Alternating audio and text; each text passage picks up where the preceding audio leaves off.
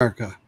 I always tell everybody it's the Rick Padgett show, but it's not. This is the American show. It's your America, where it doesn't belong to the government, doesn't belong to the White House, doesn't belong to the Congress. It belongs to you. It belongs to me. It belongs to the people, United States of America, and it belongs to our states. So thank you for being here. I know you got places you can go and things you can be doing, but guess what?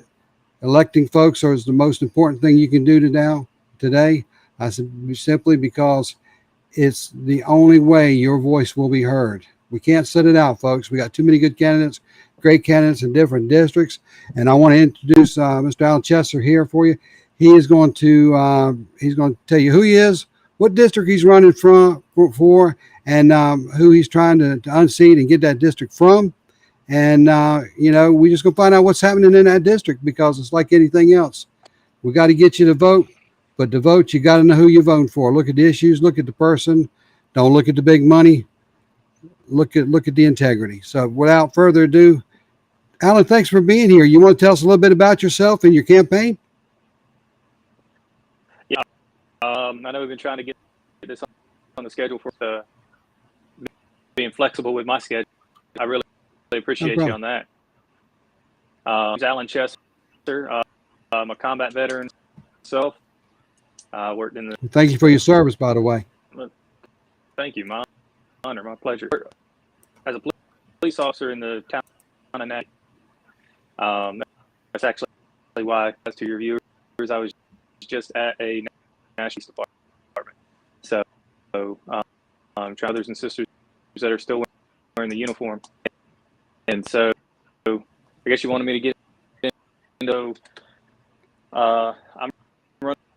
That's Nash County, all there's 25 precincts. Out gave it to the NC House 20 Portno down there in Wilson County. He's running.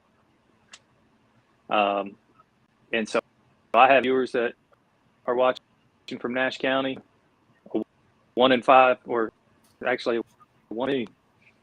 I'm not running on math. But so now is we have a brand new district. It's as close as Nash County is ever having a unified legislature. And so man, I'm excited because Lincoln County, my wife and I chose to move. Taxes had a big thing, very large, just by moving across the border. But man, the people here are pretty special. I've never seen anything like it all my life. I mean, I grew up right here in Spring Hope and Bailey and Middlesex. And man, I've traveled all over the place in the U.S. military. I went to Iraq and been all over in the continental United States. Just care for their neighbors as much as the people. And so that's really what this campaign is all about: division, and getting rid of the divisiveness, people again, giving power, and just really making them the campaign. And November, we can make them the forefront. Absolutely. So basically, I always tell everybody when I was in the military, I was practicing to be getting into politics. They said, "What do you mean?" I said, "Yeah, come think about it. When I was in law enforcement, I might have been practicing to be in politics myself too." Yeah. And politics is a tough sport. It's not for the weak of heart, because you can't wear your feelings on your sleeve. You just deal with the facts and you roll with the punches, because the more that you fall out with the truth and the things that you prove and things that you say, the harder that other side fights. And I always say this: it's the reality is this: those who have power want to keep it, and they'll keep it just about at all costs. It is what it is, and you're not going to change it. It's just what it is. So yeah. So what are some of the challenges with your district, maybe from the way your district's laid out as far as one's point to another, and making, making meetings, because they always tend to be never close to each other. I always So found that they don't work that way. came all the way across the county so that we could make this. And so the interesting thing of this particular seat is diverse seat. We have significant population center, and everything else, about 60% is in the county. It's just Right. rural, city and inner city issues to having rural farm social issues. So it's really different issues there, and so you really have to be engaged and really be willing to engage sides of the aisle to make sure that you're hearing the concerns that they have that match their need. Yeah. So what are kind of some of the concerns that you're hearing along the way that you feel that you can work toward with the community to assist in getting their needs brought to them? Well, the number one thing that everybody's it does line or the gas pumps. Everybody being economically is wrong. They may not be able to, but everybody knows that for me, pay raise within the last 12 months. Most gotten that, but I did, and it matter because inflation is, and so my wife and I are looking, realizing, man, I make a little year, but we can afford to purchase our family because government policies are of fuel and food and making at the top and poor leadership. That's one of the things that I think I can bring, a fresh set of eyes and fresh leadership.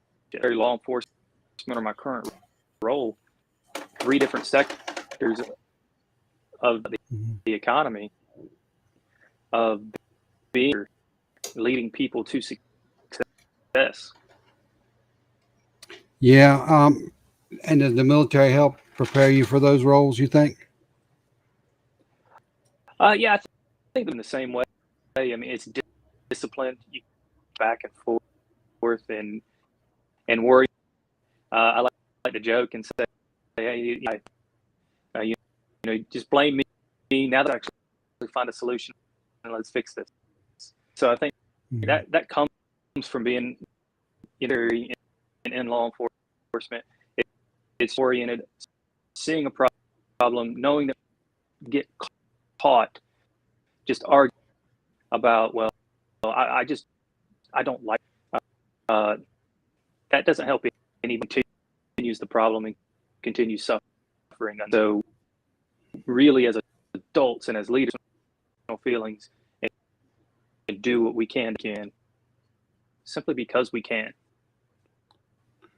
Right. And I always tell people, if you got a problem, everybody has problems, but not everybody has solutions. That's right. If you come to me with a problem, bring a solution, because and if it's not the right solution, let's get together and figure out what the solution is. Because I think, as a society in general, I think we have more in common than we don't have in common. But we have to fix those things that we have in common and make them work to get to the things that we don't have in common. And just maybe you'll build and bond a relationship there that can actually get something done. And I say this, unfortunately, in society, you could go out there right now and there's so much animosity just on ideas alone because of the anger that people they have for their they run their campaigns or they do things, but the anger, I side with this person, you side with that person, and now I can't be your friend because I don't like your politics. Used to, you could dislike politics, laugh at each other when your man won or lost, and you go, well, you'll be all right for another 4 years. But unfortunately, we've gotten to a place where You go out there and fight hard, and you can try to get elected, and you do it. And before you know it, you've been called anything and everything because people automatically want to affiliate with you with something that you have nothing to do with because they don't want to open their eyes to things. And have you found across that you tell people, hey, I'm a Republican or I'm a this, I'm a that, they automatically shut down in conversation? Yeah, I mean they're I I tend to just engage people. I tell people all the time that I think what happened some time ago that there's great political benefit in dividing, finding ways to segregate people out and divide, as politicians normally did in that decision making election, and they didn't realize that the end result, and that I'm about unifying. And I've had friends on both sides of the aisle, legislators, state legislatures around on the street every day. Democrats in my phone because I don't base affiliation. I know that's a knob gotten in today's society. We're going to sit down and have lunch. I really don't ask, wait, are you a Democrat or are you a Republican? Check, right? Mm-hmm. It's just, Yeah. I want to build real relationships beyond the partisan divide that we currently. And I've found that as I travel about, even after politics, people find out what your position is on it. I was fortunate that, I did win 2 districts, but I lost that little blue district in Durham that covered over 2 other counties. But it was such a great experience running for office. I always said, win, lose, or draw. It was an experience that I think if you ever wanted to get into politics or thought you wanted to get into it, when you run your first or second campaign, you realize then is, can I do this again? And you can because you're committed to what you believe. And from everything I see in your campaign, it's pretty solid, family oriented, family values. Just in conversation talking with you, I picked up on that pretty quick. So in your platform, what is your platform that you're actually running on when you're talking to somebody and if you want them to vote for you? If you tell me why I should vote for you, give me your platform and, hey Rick, I need your support, and this is why we can make the difference. I think it's just that, man. We're not in. Like you said, you picked up on it. Faith. I put my Christian values, family before everything else. 100%. The reason that I do is because I'm terrified of leaving for our children. Way to preserve it is for bridge the gap and say there's a right way to things. We can sit down together and which goals, but this dictating country for political gain, causing the strife. Most of the unrest 3 to 4 years has been it's been because of politics. And I mean, I disagree with it. I disagree with it on both sides. Trying to pull you over to my side is essentially like, right? When we play the games, the puppet masters win, right? The people lose. Those in power. If you really want your life to get better, you want your life to get better, playing the game that they want us to play. Yeah, it does make it difficult. Sometimes I think I always said, it's when's the last time you sat down with the president and had lunch? Exactly. The fact that, we put all our heart in the way we vote and how we feel, and we buy into that so much that the reality is we work hard, we vote hard, we support people, we're 100% in to win it, and we want our person to win. And at the end of the day, if they do or don't win, You never get the invite to lunch. You don't tell them what your issues are. Um, it's the bread and butter issues. It's the dinner table issues. It's the things you talk to your family about that are more significant than talking to somebody that hears the same thing all the time from you that they may have heard from somebody else. And then you walk away that, hey, that's a great experience, but how much sitting down with the president or sitting down with a vice president changes the world based on what we think? And the question is it does in a way because the majority of us may be thinking that way. But one person's conversation, they may not remember that, but they'll remember the issues of all of it because of why? Because of the politics and the campaigning and the issues that come to them. But the bottom line is the working class holds the key to any politician's success, and they can't afford to ignore that. So I think we're seeing a lot of now that we're being ignored a great deal on the national level from our administration that's in now. It's like, I'm gonna do what I want. Y'all just sit over there and shut up like little kids in timeout, and that's kind of the way we've been treated as a country. And of course, they'll send out their little front people, the Pelosi's and all. But the reality is the White House right now doesn't care about what Americans are thinking. If they did, they would change course on some of the things they're doing. Now, one of the things that we're seeing across the country, and it's coming into the state in some places, is fentanyl, the drugs that coming in now. And as a law enforcement officer, and I'm retired 35 years, even though I'm retired, I have what I call the inactive certification that somebody can hold your certification. So if you want to get back in it, well, I don't know that I ever want to get back in it, but we as cops don't ever want to let it go either, just in case. Yeah. So it's once it's in your blood, it just doesn't jump out and you're done when you retire or for whatever you do.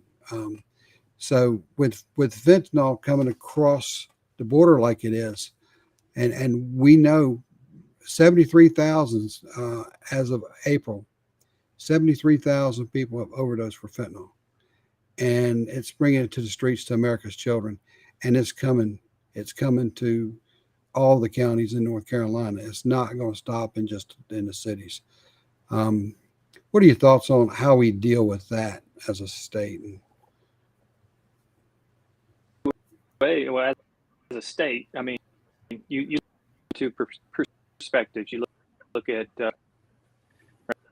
you try to prevent police cars are lettered and marked up, right? You hope that your presence is enough, right? Right. And so as far in the drug trade, I mean, ultimately, you got to have a secure border so that you can control what because a vast majority of it comes across our southern border. I don't know. I'm sure my sheriff would love to tell me. I remember it's in the high 90 percentile, but I don't. And securing the border isn't exactly a state issue.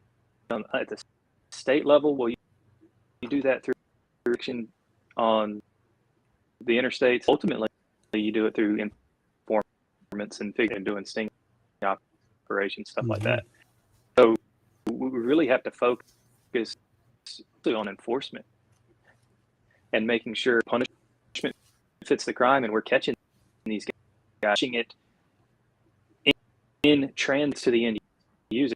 Once it gets to the end user, it's no time we find it on the law enforcement. And that's the one thing that people who have never really don't understand is that law enforcement is active.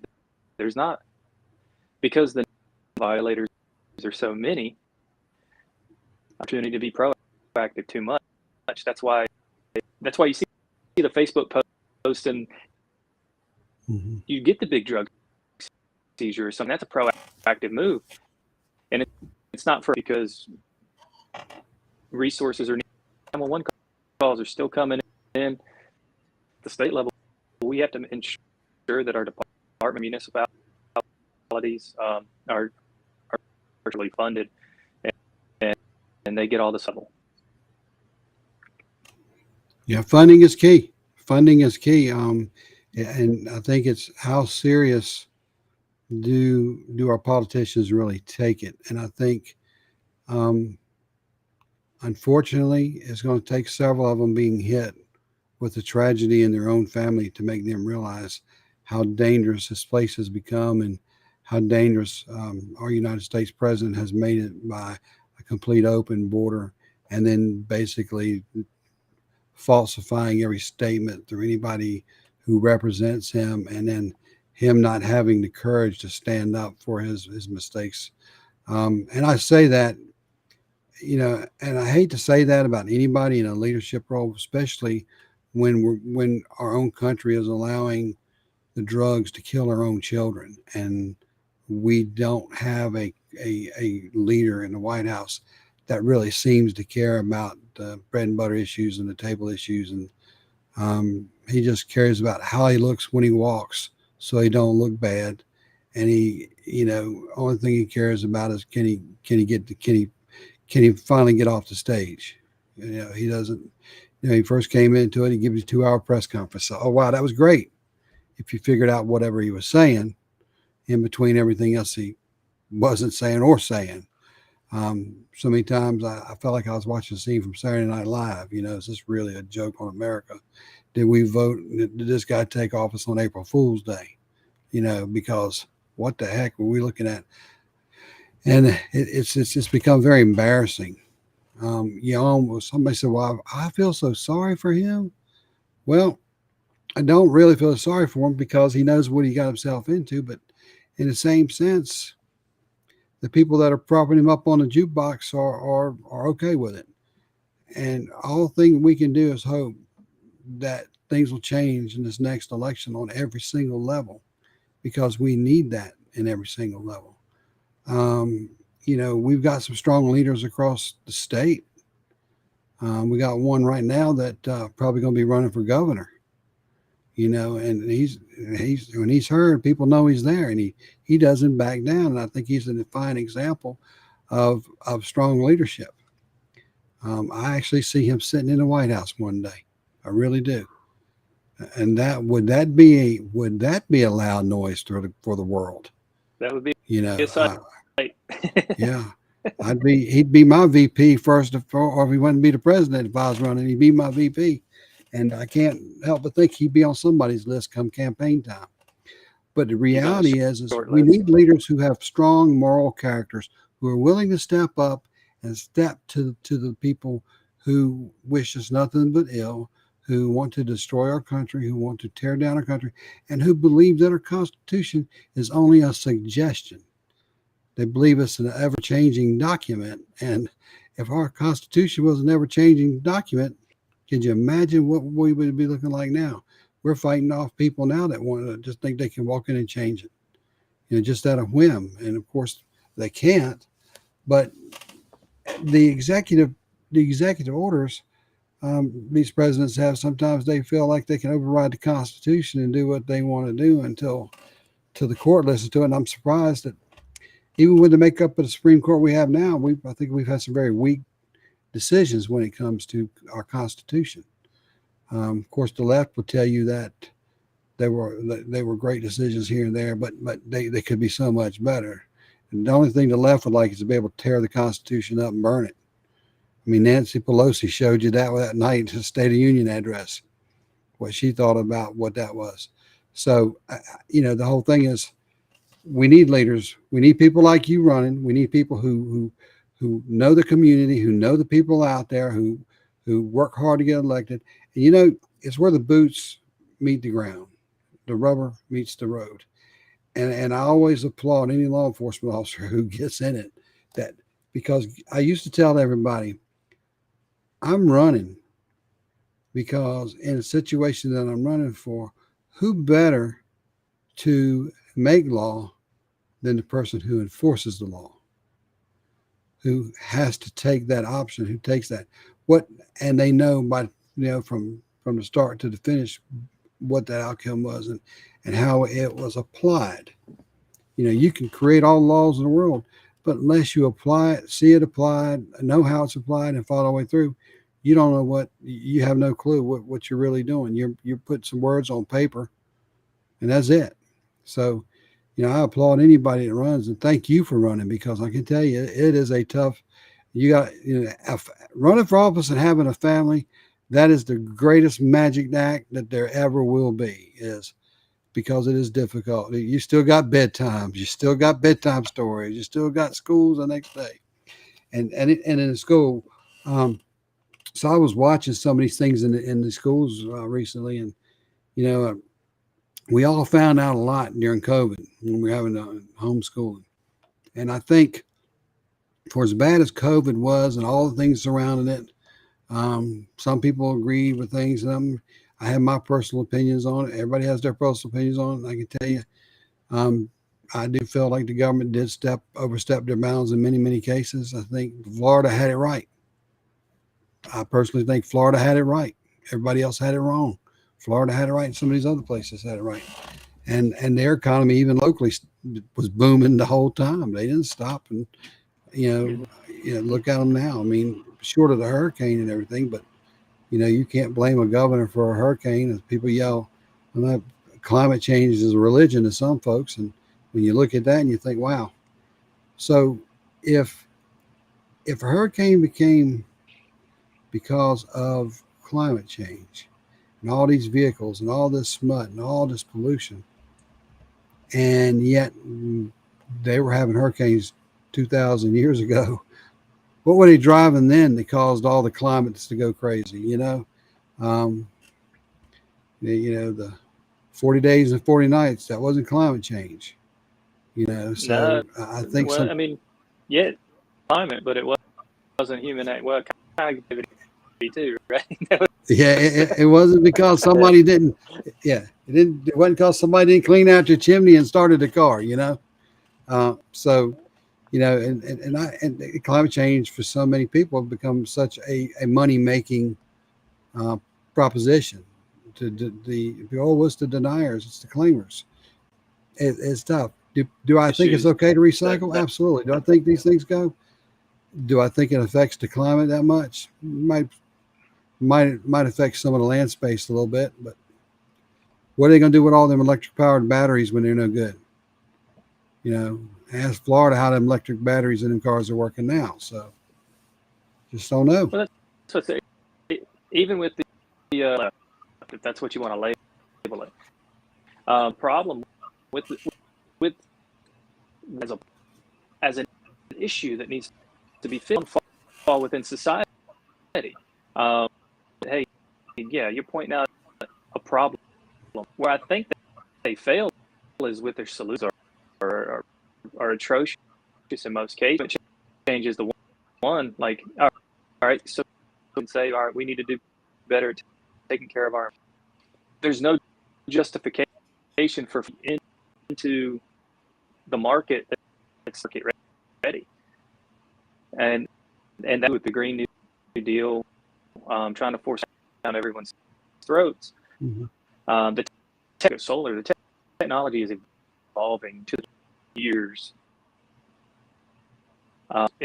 It's just more efficient. All of their panels after 3 to 5 years, the panels because the technology is so much Mm-hmm. that they're 4 years later that much more efficient. So the means of production is going to be there, but it's probably 10-15 producing electricity. The batteries and everything that everybody talks about, mediums, they're not production.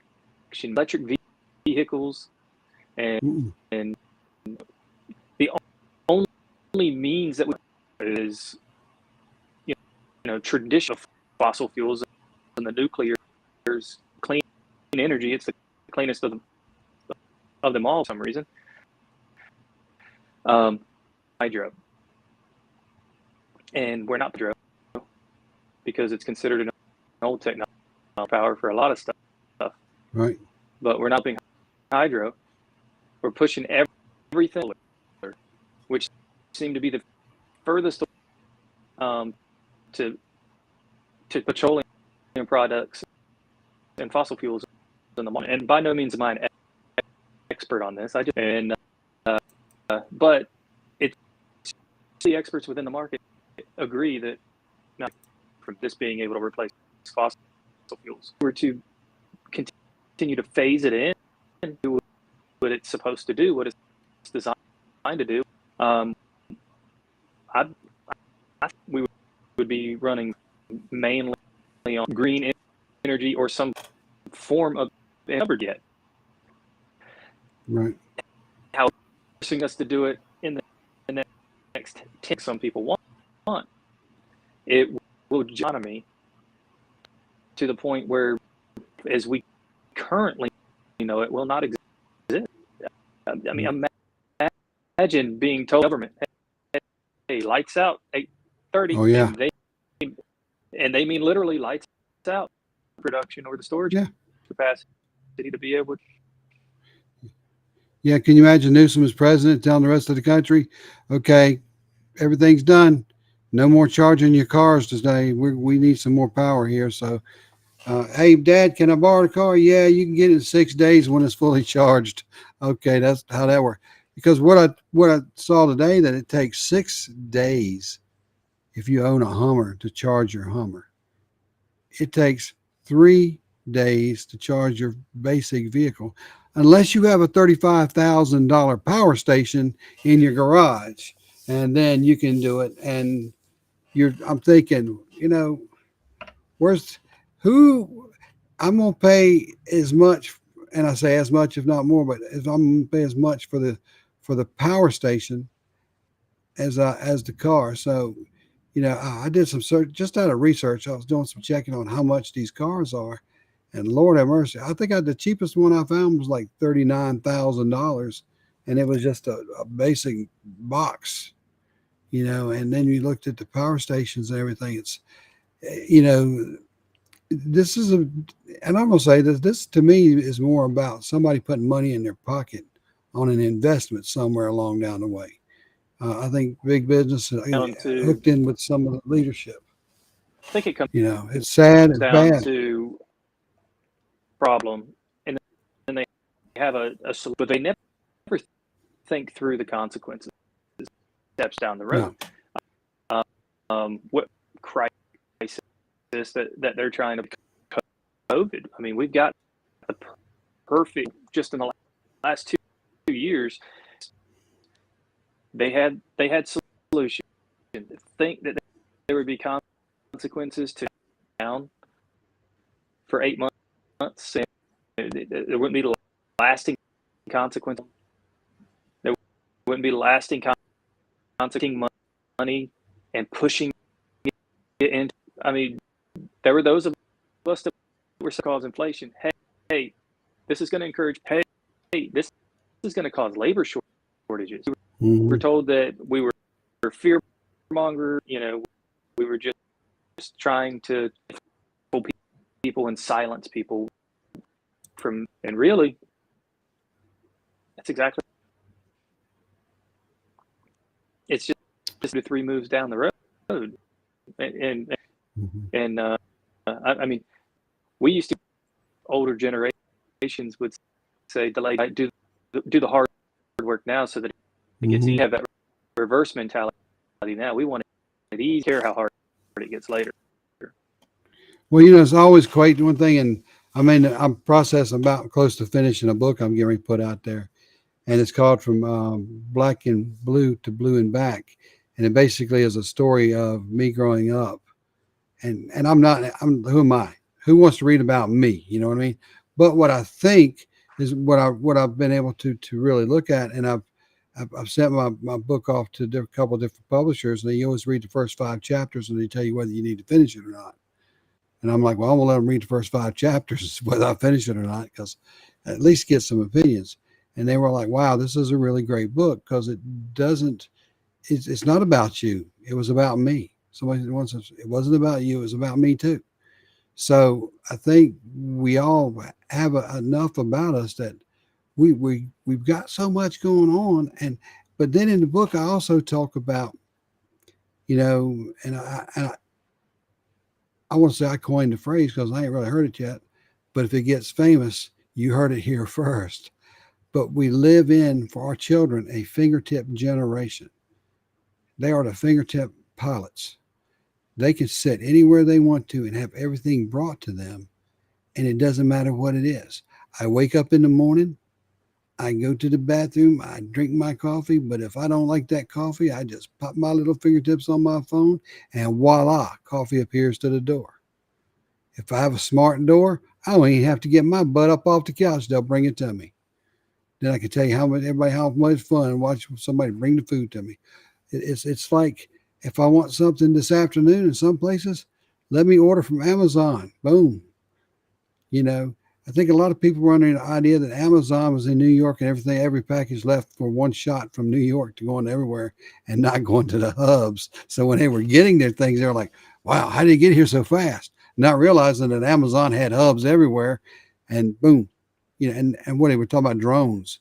Now, I don't know how, I guess that'll work sooner or later, but where are we in 20 years, 30 years when you're talking about this electric, and now you want to you want to fly cars that are really little mini airplanes or little mini helicopters, not cars. They're going to be little, airdynes. So, but I'm sure they'll come to that probably long after I'm gone. But the reality is they will. But we live in a society, everything is at the fingertips. Everything. I mean, if you don't like local radio when you were in the car, you just had to go to different channels until you finally picked up something that picked up. It was just squelch, squelch, squelch. Oh, there's one. What is it? Oh, that's somebody talking. Oh, I don't want to hear talking. Go to the next. And maybe you can work it just enough that you can hear it.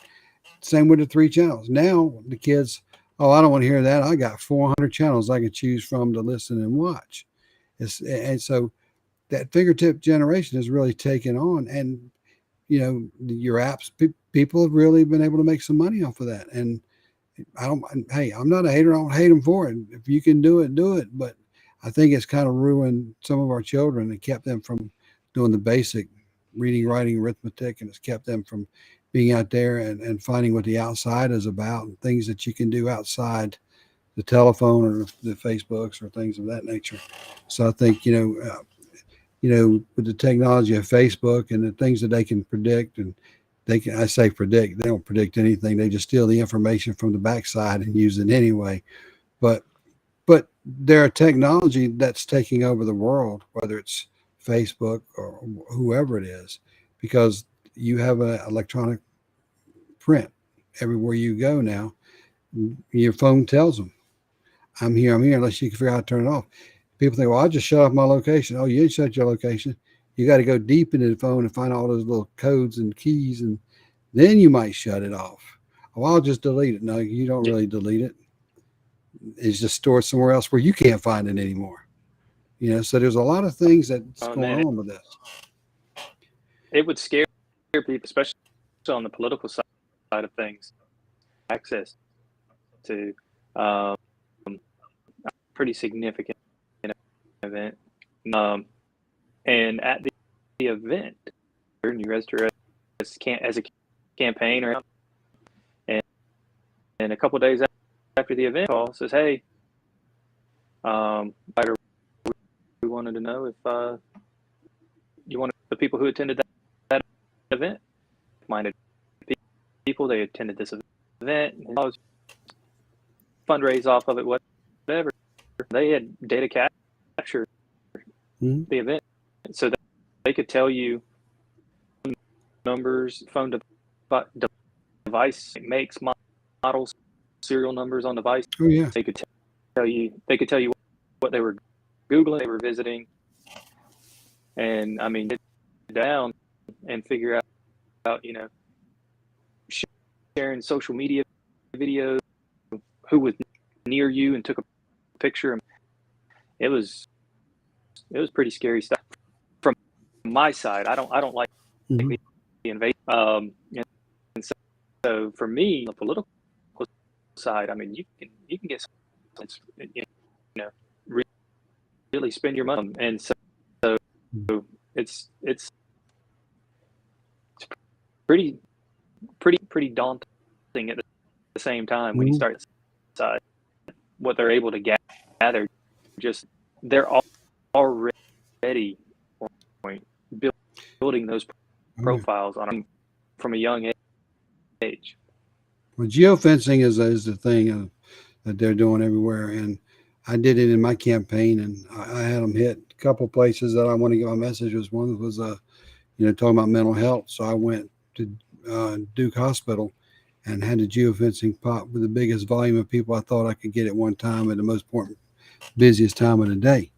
And when the geofencing came out, it was a picture of me and said, if you see this guy, he's got a question for you. The first one to him gets a $25 Outback gift certificate. So and it was like, and he's in the area, look around. And I'd be standing there and I could tell who got hit by the phone because you'd see people going, whoa, whoa, whoa, whoa, whoa, because it gets everybody in the area. And somebody walk up might have a $25 Outback gift card, but the best part was somebody see me the rest of the next 30 minutes. They think I had the Outback gift card with them, but I actually started a conversation with them. So yeah, did I get to talk to a lot of people? Yeah. But the thing about it is that it helped me. It was the technology helped me flip 6 districts I could have not won. But it's like anything else. It becomes the money that you got to be able to get there, that you're fighting the big giants on, for these things. So it's but what works in one district won't work in another district. So, like you have to know your district and your area. And I applaud that because it seems like you really have the pulse of what's going on there. And a lot of candidates just throw their name out there, run around and go to meetings, but don't know their constituents. They don't know the people they're talking to. They know the glitz and the glamour they think politics brings them until they get in there. And they may think it's still that way. But it's a tough battle. So, and I can tell you this, it's also a situation that the battle to change America or North Carolina and get it back to where we need to be, to the basic values that made us North Carolina, what makes us America, what makes us the nation and the state that we are, comes from those running campaigns that have never done it before. And then they get into it and they find out, this is pretty good because, it's not about handing it over to anybody and just letting them walk away. People have to know that we're here and that we can win these races, and people just got to get out to vote. If you get out to vote, you can win these races. But just trying to convince people that, that, hey, take time to vote. Get out there and vote. Just make sure you do. So I applaud you. Thank you for running, more importantly. Is there anything that you would like to say, or anything that you want to, say what you want to say? Talk directly to the voter right now for me. Just encourage people to get out and vote. Like you said, it's too important to sit home and let someone else. Everybody on the Republicans saying that there's going to be a red wave, seeing Republicans snatch defeat. So I would encourage people and participate, because if then it will not be a red wave ripple. That is it. If anybody's looking on all the social medias, and if you type in my name, Alan Chess, even if you type it in on Google, my website. So, I welcome accountability, conversation with anybody who wants to talk. Okay. Well, most of all, thank you for being here tonight. Wish you the best of luck. Thanks for I'm a law having enforcement me. officer. We come off the same cloth. I want to see you win it. You in it to win it, or you wouldn't be doing it in the first place. And I love the fact that somebody knows where the rubber meets the road and has been out there and seen the good, the bad, and the ugly, as old Clint Eastwood used to put out there, the good, the bad, and the ugly. And I told somebody, I said, you ever realize how many Clint Eastwood movies do you ever hear his name called out? What is his name as a character? And people go, wait a minute. Well, it's Clint Eastwood. I said, but in the movies, they never call him that. I said, so basically, he's the unsung hero of the movie, and they don't even know what his name is, but they know he's Clint Eastwood. And I think that's what law enforcement endures so much. They don't know many times what the names of the law enforcement officers are, but at the end of the day, they know they got somebody there that's there to take care of them. And I think with the defund the police, the movements, and all these things that were going on, I think we turned the corner and going back to the people who started that nonsense. And now they're like, I told somebody, I actually wrote it on my, these folks, now they're doing a makeover. They didn't really say that. They didn't do that. I had a couple senators call me and want to know if law enforcement would endorse them. And I said, well, what was your position on defund the policeman? Well, I supported law enforcement. You can call so-and-so and so. I said, I don't need to call him. Where did you publicly, openly support law enforcement? I don't need to talk to anybody. I just need to see, just point me to it. Needless to say,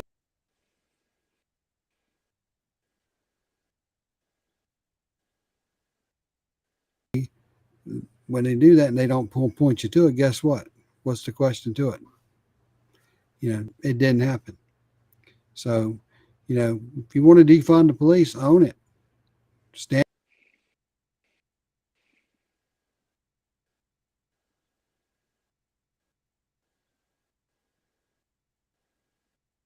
up, sport your flag and defund the police if you want to, But like I said here, but I think we got a message. I pre-record sometimes, but most of the time I try to do a live feed because I think people need to hear from the candidates live, not pre-record. We can go in and edit things and things like that. But again, to me, I'm not interviewing anybody. I'm having a conversation with candidates, and I think that's the best way we do it. Not looking for confrontation. I'm looking for success and a better tomorrow and a better future for our children. And again, thank you for stopping in, and I really appreciate it. Hope you have a great night. Yeah, hope you have a great night as well. Thank you. James, how you doing tonight? I'm doing great. How about you? I'm doing good. Staying busy as ever, my friend. Yes, I got to looking around, and I was watching you a little bit, and you didn't think I was watching you, did you? Oh, no, I knew you were watching. I saw those eyes coming down. I watch everybody. I tend to show up mysteriously when people least expect it. Mm-hmm. After I sit back and watch and see what's going on in certain races. Sorry, it just seems to be cutting in and out just a little bit. On with it tonight. Yep.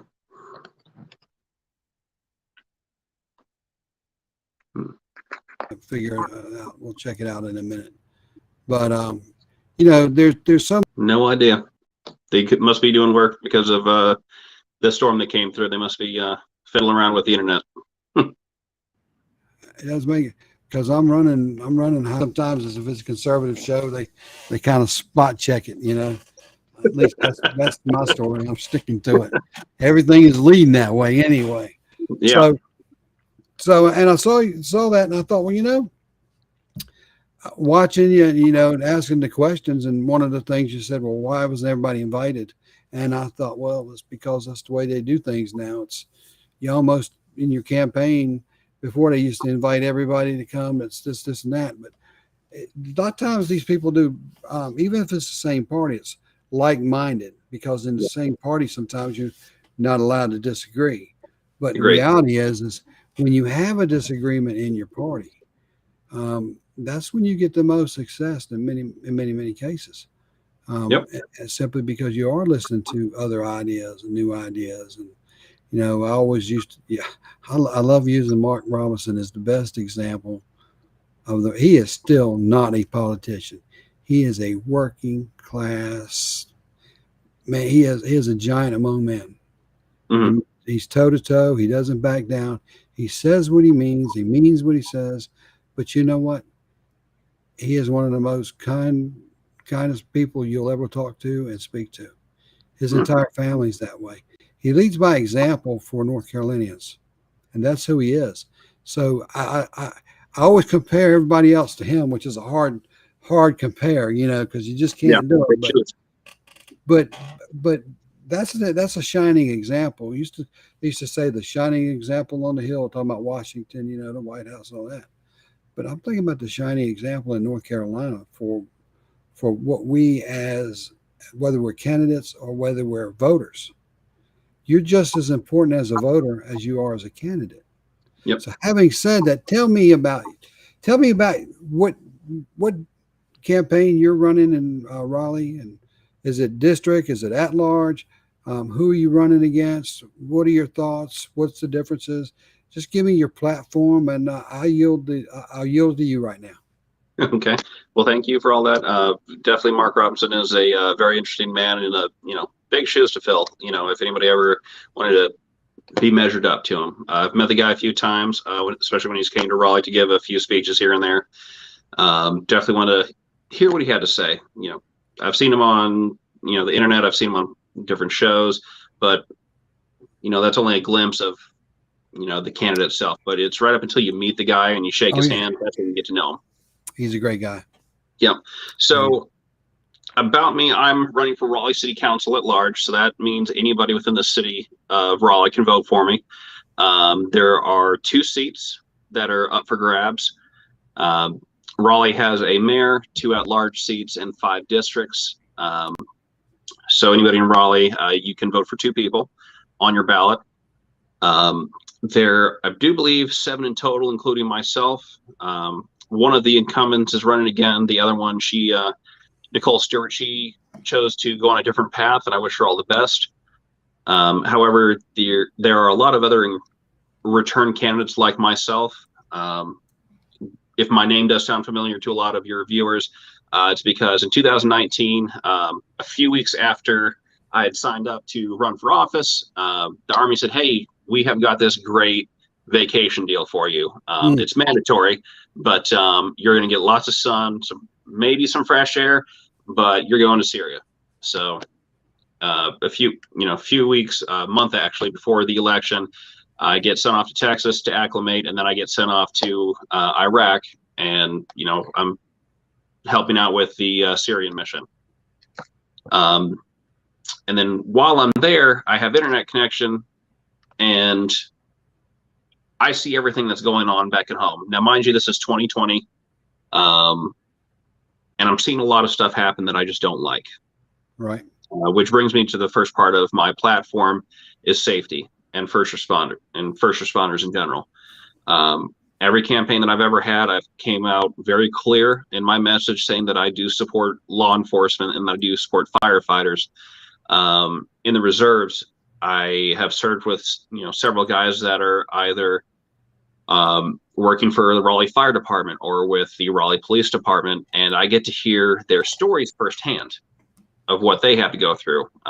My background in law enforcement is only at the very tail end of what you all did. I worked at Central Prison on death row and segregation. So when you guys were done arresting them, they'd come to us, and we had to deal with them for. We called out. We used to make them mad and take them to prison. Let y'all deal with them. Yeah.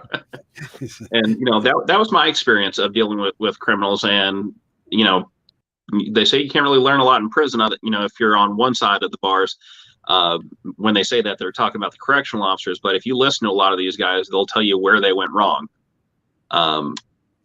So again, with safety and first responders in mind, the reason why I'm running is because Raleigh is the 4th worst paid municipality in all of the United States. Right up until I believe it was August 1st of this year, they had a slight pay raise, but I still think that keeps us at the top 10 for worst paid municipalities for first responders.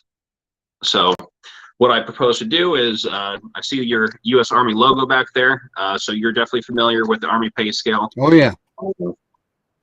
It's a really simple system. I mean, hey, you've been in for X amount of years, and you're this rank, you get paid this much. I keep mine close by. Yeah, I wish I had my 173rd flag just so I could do a little, honest rivalry with you. There you go. There you go. Yeah.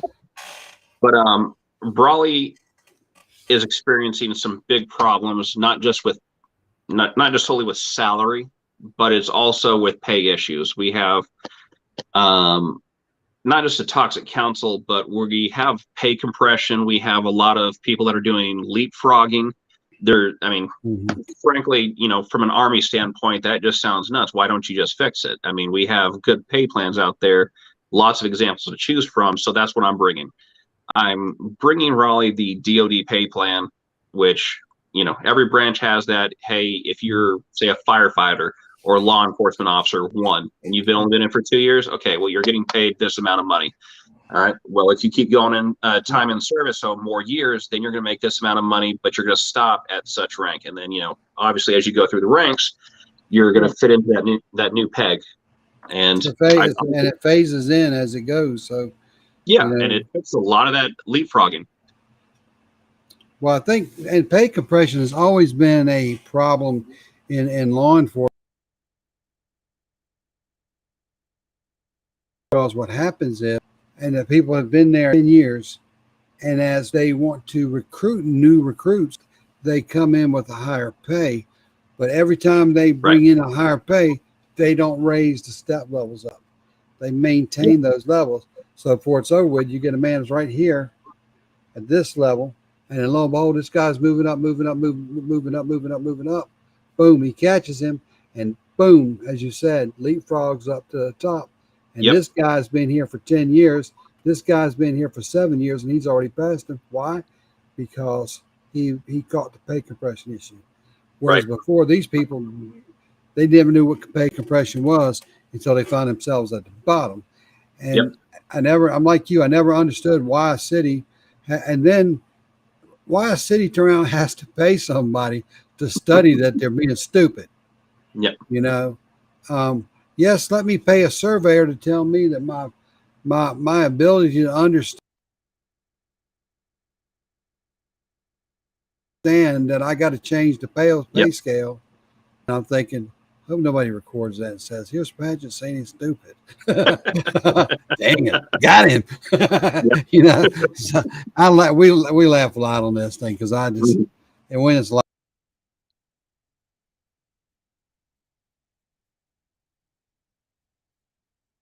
live, it's live. What the heck? It's just go live. Everybody wants to be paid the best, and they think their worth is more than what they're being paid. Right. But there's nothing makes you feel any worse when you think you're worth more, and you're worth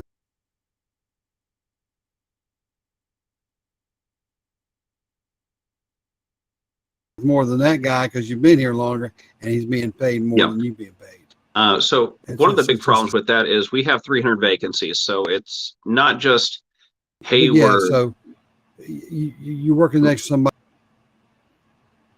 Sorry, just skipped out there. So we have 300 vacancies in Raleigh between the fire department and the police department. Right.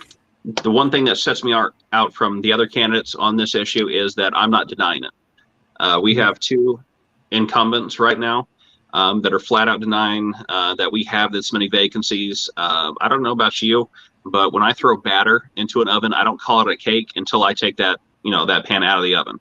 Right. So when I send cadets or firefighters off to, the academy, they're not police officers yet. And I'm definitely not going to say that they are until they graduate and they go through the ceremony. And then candidates. Candidates. They're rookies. They're cherries, even still, like the first few months on the job, I'm going to say, hey, you're a police officer, you're a firefighter now, but you're still a boot. You're young, you're wet behind the ears. You need that mentorship. But even still, they can drive the truck by themselves, or they can walk on a call by themselves. They're not a full position. They're a half a position at best. Yep. And we have an entire council that looks down on them and says, oh, hey, we don't have these vacancies. We have all these people in the academy. They're going to pass. But one thing that I pay attention to is how many people actually graduate. And it's just because you have, say, 30 people going in, that doesn't mean you're going to get 30 people out. It's not a pipeline. It is a leaky faucet where it weeds out people who either should not be there or don't want to be there. 30 go in, you're lucky if you can get 14 out. Yep, exactly. Because of the physical demands, the academic demands, people think that law enforcement and fire is You just go to a little Happy Valley school when they pin a little participation badge and you go out. What they Yep. don't realize is the strict guidance and requirement that the state places on these officers and these firemen to certify and have all the certifications and the education. Because after all, they're out there not only trying to protect themselves, but first and foremost, they're out there to protect you, the citizen. And Right. with that, you better know your topic, and you better know how to protect somebody, because the liability that comes with it is so much greater than the average person realizes to that. So it's keeping people safe, but it's also protecting their liability. Absolutely. Many times in law enforcement, fire, whatever, law enforcement, even EMS personnel, they're the unsung heroes, and that's just the way it is. Being there, done that, EMS. People say what they want to say, but it's a good feeling when you need EMS and they're pulling up. Yep, Good feeling when absolutely. you need a fireman and they're pulling up. It's a great feeling when you need a law enforcement officer and they're pulling up. Yep. These are people where the again, like I said earlier, it's where the rubber meets the road. It's where it's a contact sport. It's not a game. It's not a game for sissies, so to speak. Yeah. If you're going to run with the big dogs, you're going to stay on the porch, but it's not for everybody. And this, I always tell the story that when I retired, my wife wanted me to take her out and learn how to shoot. So I took her out to shoot and took her to a private range that my friend has. And we were out there shooting, and I started showing her how to shoot, and she was shooting at 38 and everything else. And she's in there, and I thought, well, you're doing pretty good, because she's hitting the X ring. That is great. I take it. I couldn't hit the X ring, and I'm teaching her how to shoot. So I said, wait a minute. I'm teaching her technique. I'm not teaching her how to shoot. But what we learn as law enforcement officers, I shoot better on instinct, where I pull up, quick shoot, and I don't aim. So, and with law enforcement, we're shooting and moving to the target at the same time. So Right. It's all about technique and point. So I was putting my rounds where I needed to put them. And I always said, well, she's a better shot. If we're coming aiming, she's got it down to a system. Yep. And hey, no shame in my game. But Right. the reality is, you don't always have time as a law enforcement officer. You have to deal with things on instinct. So you have to practice that way. Practice makes perfect, and it also takes the ability to pay your people so they can afford to do these jobs, because these are essential personnel that we need these jobs. Absolutely. That brings up to my next point. We just don't have a lot of people out there on the streets right now. I did have a law enforcement officer of Raleigh contact me and say, hey, we're below our minimum patrol numbers right now. They're supposed to have a minimum of 8 cars on the street. Right now, we only have 7. And I was like, wow. So literally, if one thing happens, on if a felony happens, you all have to rush to that, minus say 1 or 2. And, all of our officers are tied up. So with that, again, I like to keep track of numbers, statistics. Since 2020, crime has just risen in Raleigh quite a lot. In 2020, there were 30 murders in Raleigh. In 2021, there were 33. In July of this year, we had a spike of 35%. And if it keeps going like this, as it's been doing before, I'm predicting that we'll probably hit 36 murders in Raleigh. So we're going to keep setting records, just not the great ones that we want to see. Violent crime is up. Even carjackings, everything is going up, because we just do not have the law enforcement officers out there to provide presence. We definitely have a toxic council that, I'm going to say it, this council hates first responders, not just through their pay, but through their words and their actions. We had actually 3 members of the Raleigh City Council ask, why exactly are we paying firefighters to sleep on the job? And I got taken aback by that. I'm like, okay, clearly this person has never put on a uniform before, because I know this, I know this from my 17 years in the Army, that if you get 5 minutes to steal sleep, like say if it's before a mission, or hey, you just got downtime, you want to steal sleep. But for these firefighters, hey, if there's not a call going on, and you have the ability to get downtime, you need to be refreshed. You need to, be re-energized.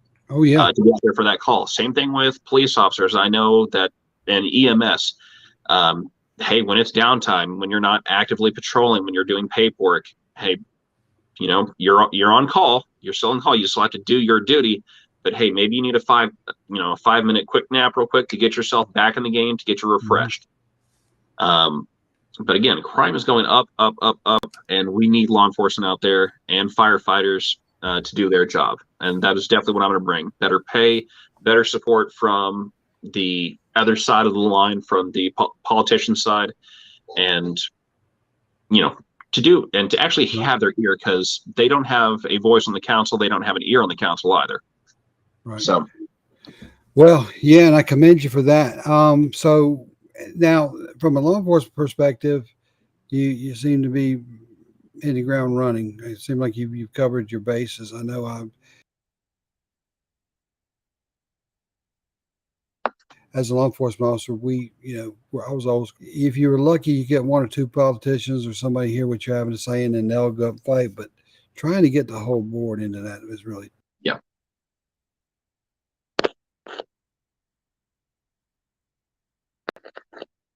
tough. But it only takes one to ignite. So in some of your in your platform, you were talking about, I guess, surfacing as far as you hit a spot that I've said before was, we can always build up, but we can't always build out. Yep. And the sky is the limit until the zoning tells you can't go but so high. Yep. Or the heavens come upon you and say that's enough. You can't get any higher than this, guys. You're trespassing now, So, and I've always said it, if you build a solid building with a strong foundation and you build every floor like it's a foundation, instead of depending on one part of your floor, you can always have the opportunity to add up as opposed to out. And, in Durham, to be exact, I remember when I was working and focusing on that jail, working directly for that, there was a lot of things I had to do from a construction standpoint, dealing with vendors, contractors. And I couldn't figure out then, because they were building more courtrooms, but they were smaller. And I'm like, so you're building more courtrooms, but you're building them smaller, like you think crime is going to go way down. Of course, arrests are way down now. They knew a lot more than I did, I guess. But the fact is that the courtrooms are still packed, and they have the courtrooms. Don't have the personnel to put in them right now, but they have the courtrooms and they're still packed, and they utilize them. And I'm thinking, what happened to a vision of 20 and 30 years? Build like you're building for 20, 30 years out, not like you're building for today. Right. And then you can resolve these issues. So when I saw your article, it piqued my curiosity. So talk about your vision as what you see Raleigh and some of the things that you wanted to cover that you were talking about in your platform for me. Sure. Well, I'm currently a combat engineer right now. So you had mentioned before with the previous candidate about when a problem comes around, don't just say that there's a problem, come with a solution. And with the Army Corps of Engineers, if you come with one solution, you are coming unprepared. It's like having, like they say in correctional officer training, hey, make sure that you bring 2 pads, 2 pens, because if you have one, you have none. So I have to bring at least 10 ideas with me to every problem that I have to go through. So when it comes to housing, when it comes to business and growth, there's 2 things that government can do. That's either create barriers or they can get out of the way. There's rarely any time where government steps in and they help in the proper way that they need to. We've seen that throughout American history. Anytime government gets involved, usually they make a muck out of it.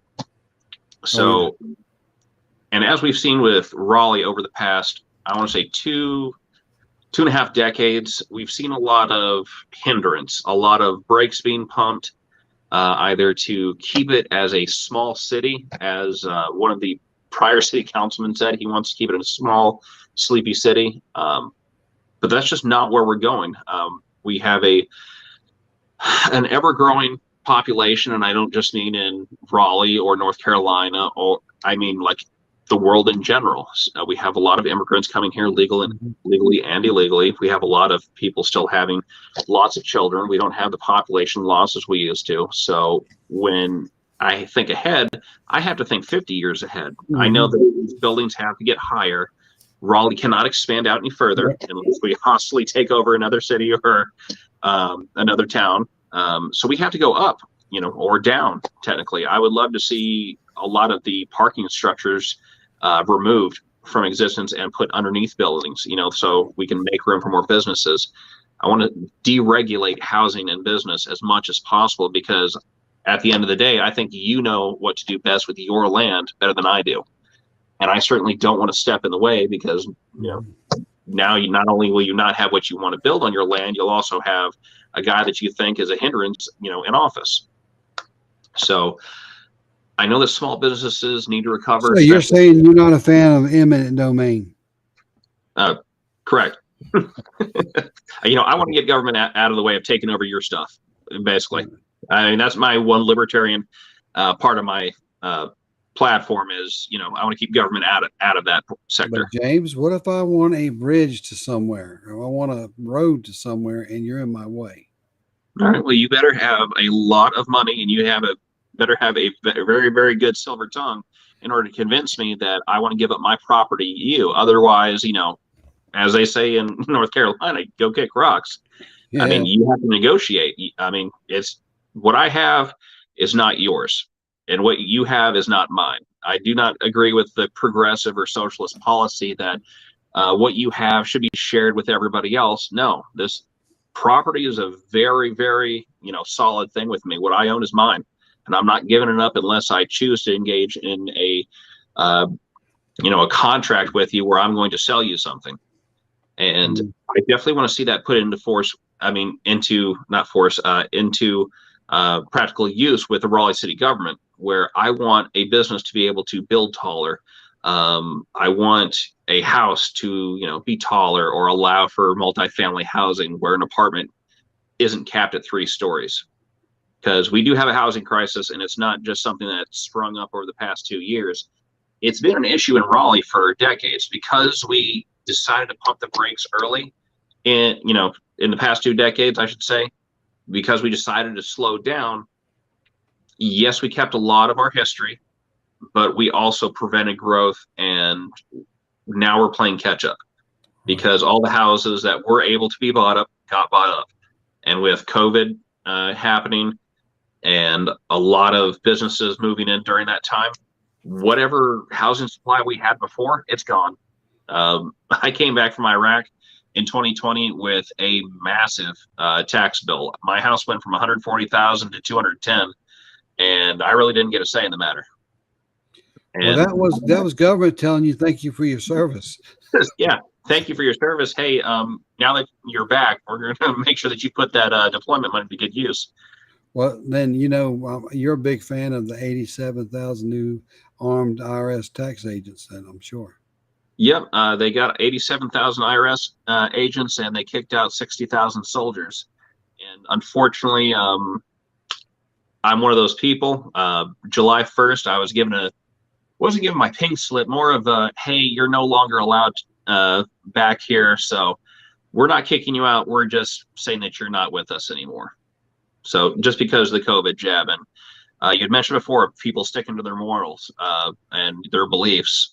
And I've been jabbed with everything under the sun during my active duty career. And at the end of the day, it's like, hey, I don't want to put anything else in my body. Yeah, I think when you join the military, when you initially join, you kind of wave off everything. They're going to stick you with everything they can stick you with. Yep. And back then it was like, okay, well, it's automatic. Get in line. It's an assembly line. I remember going through, it was 13 shots that I got the first day. Yep, same here. 13 shots, and I'm thinking 13, and they were each on each side of you, and they had the little guns, boom, boom, boom, boom, boom. Little shotguns, not shotguns, but guns with the shots in them. And I thought at the end, and then they said, okay, back in formation, get back to work. You're like, I didn't hit with 13 different needles, but who knows what. And now I'm going back to work. And everybody's next day feeling really bad, arms hurting, Yep. some people sick, and guess what? You just get in formation, jump in it, and no need to feel bad. If the government wants you to feel bad, they tell you to feel bad. So Yep, that's exactly. the way they worked it. So yeah, it's amazing to me, with all the talk about the service members being kicked out, and they were kicked out. They won't over them. That was the Biden initiative. That was a Joe Biden initiative, and that was their way to kick people out, like you said, so he can get his little pet project through. And so when you do something like that, and then he was applauding and commending somebody today that he's going to kick out of the service in the next two months. Yep, I was just reading that myself. How do you're going to do this and you kick back? I got a feeling that the next president of the United States is going to go back and fix all that. I really hope he does. I hope they do, because you have a base that's already there. Why are you bringing people in when you have a base already in place that's trained and ready to go? Other than somebody saying, well, because daddy said so. That doesn't work. Yeah. The White House is not dad. The White House is not uncle. Matter of fact, the White House right now is not even family. No, that's true. So many people. And I say that and people go, well, you be political. Yeah, it's the facts. You don't have to be political. It's not political when you're telling the truth. Yeah. It's not political when truth hits you in the face and it's a fact. So people get upset with that. And I say all the time, it's not always about politics. It's about common sense. And many politicians don't have it. Yep.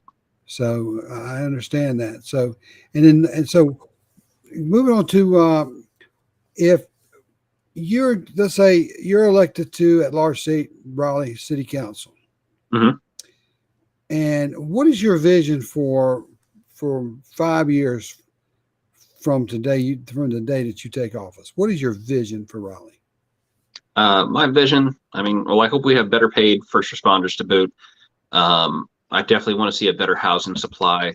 I want to see a much, much tighter budget, I want to say. I'm definitely not in denial that we are in a recession. I want to see a massive cutback on spending. One thing I haven't said before was that, how I plan to pay for everything. You need a plan. There's about $3 to $5 million worth of stuff that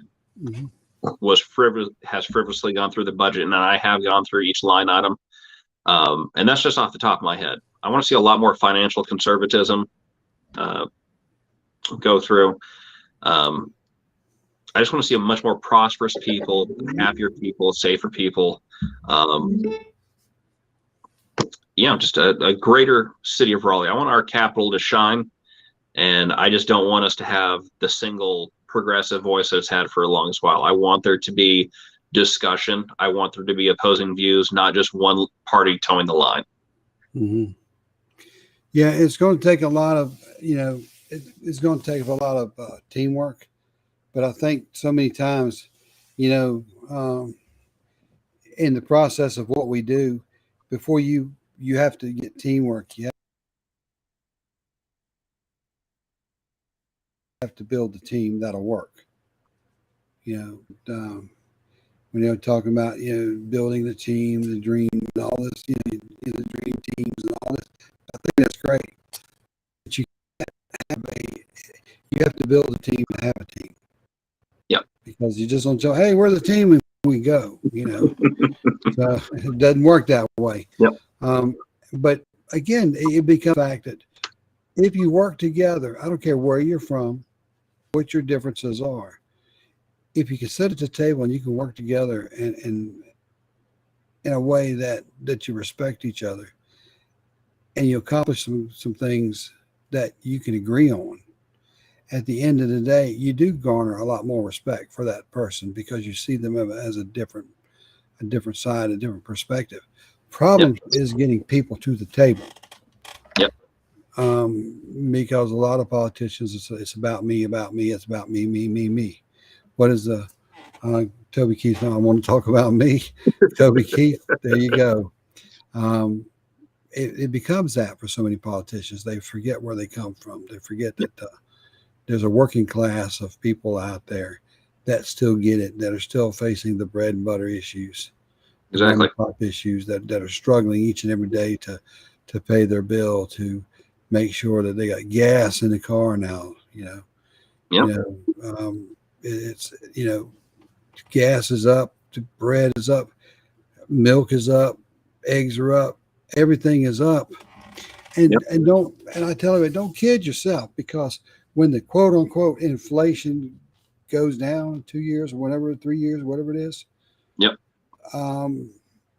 just because they say inflation goes down, that doesn't mean anything. Prices aren't going to go down. They're going to sit here and go, you know what? Inflation's over. Let's go ahead and drop the prices for everybody. That's not going to happen. Recoup those profits. Yeah. Well, and again, what they did, and the Democrats have always been great strategists on things, and that is they wanted the minimum wage to go up.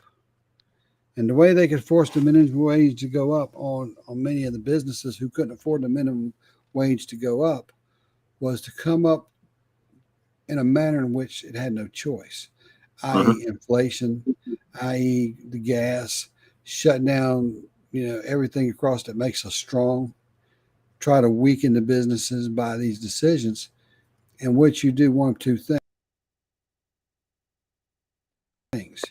You force people to make less money by them being in a position that they have to pay somebody a lot more than they can afford, or shut the doors. And how many people have shut the doors because they couldn't afford to pay somebody? Yep. If you go to places like, wow, that place, what was the other day down in Raleigh? I went over there, I guess it's Hillsborough Road area. The Arby's was shut down. And then there was a Japanese steakhouse or something next to it, right across from the Snoopy's. And it wasn't so long ago that I went down there and got something from Arby's when I was cutting through and saw that. And it was during the time the college was out and they were still open and running. Well, it was part of the COVID. Next thing I know, and this is a national chain, and they've shut the doors. Why? Simply because they can't find anybody to work, because the people that they're going to be forced to pay $15 an hour for have decided they're not going to work $15 an hour. Yep. So they don't have anybody to work. So and that's part of the bigger issue there. I've always noticed this, that, and this is on the Democratic side of the aisle, is that if you can't coerce people to, suffering a little bit more, you have to get them to become dependent on you. And they've certainly done that with, over the past not just the past few years, but in the long game too.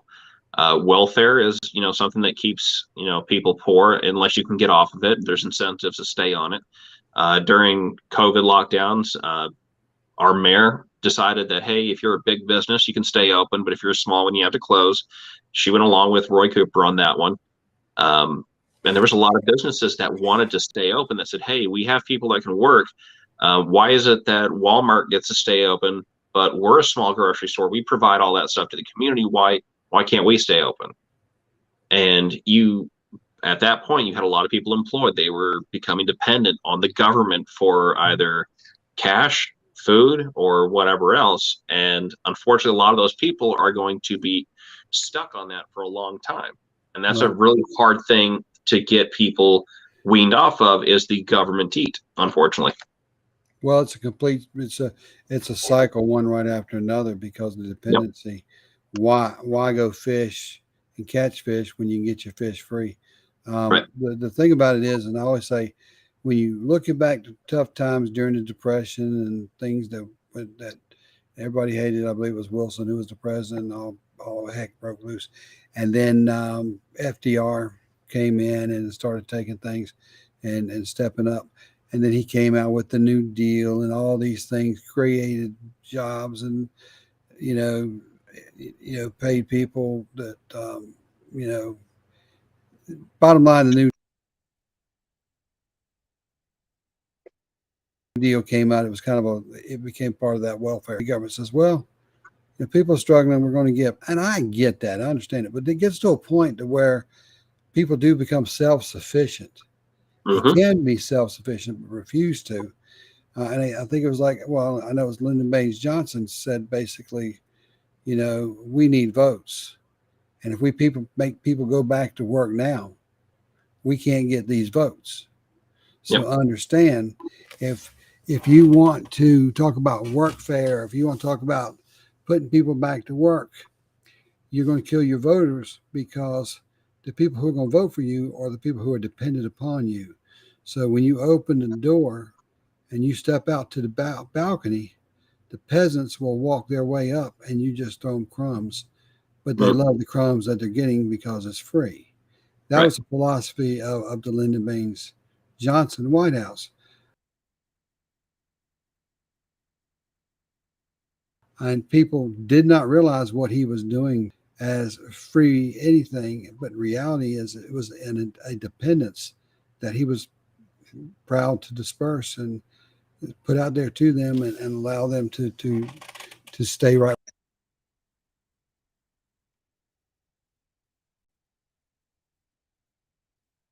where they are and be dependent on government, because government does what it does. So, but in the same sense, how about the people that are out there every day really working hard trying to get there? I saw Morgan Freeman, and I love Morgan Freeman, I can tell you. I actually met him in person down in Memphis, and it was a great conversation. That dude was pretty awesome. But what he said, and I saw we were talking about as a cop and how the things that you see, and he was more interested in me talking about being a police officer, because I thought it was pretty cool talking to him being an actor. Well, so he asked me more about being a police officer than I could get out to ask him about being in Hollywood. I mentioned Hollywood. He's yeah, it's Hollywood. Okay. That's some Morgan Freeman. That's Hollywood. And then I said to him, and then I saw later on where he made a statement that he made was, you can work your way out of a situation. You can get out of a situation if you want to. The bus, you can be on it, on the way to a better life.